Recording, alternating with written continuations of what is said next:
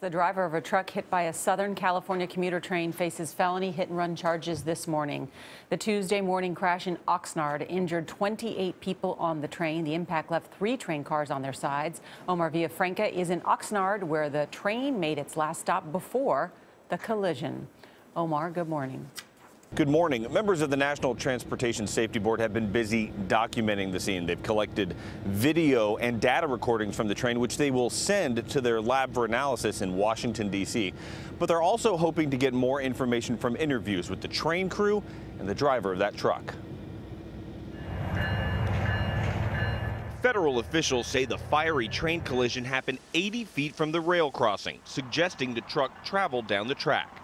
It was not stuck, bottomed out on the track or something like that. It had actually traveled down the railroad track itself. Police say 54-year-old Jose Alejandro Sanchez Ramirez told them he abandoned his vehicle Monday after he made a wrong turn and got stuck.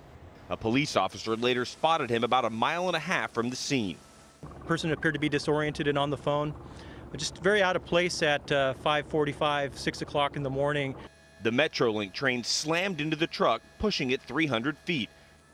Rail cars were left scattered as the 51 people on board scrambled to get out.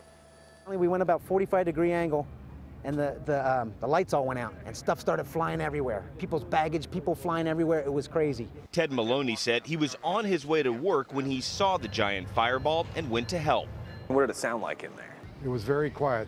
The one gentleman was standing up, and he pointed out, he said, this lady's bleeding in the back of her head. I found another coat and covered her up and held her hand, and just, she was in shock and just kept talking to her. Officials here credited newly installed safety features with saving lives, including enhanced bumpers and coupler systems meant to absorb the impact from a crash.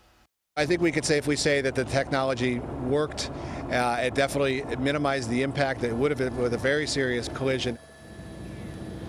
A lawyer for the truck driver maintains that his client was stranded on that track, and it has been a problem before in the past for other truck drivers. He said Sanchez Ramirez, when he tried to move his vehicle and realized he couldn't, he saw the train coming, he left to get help. Gail? Thank you, Omar.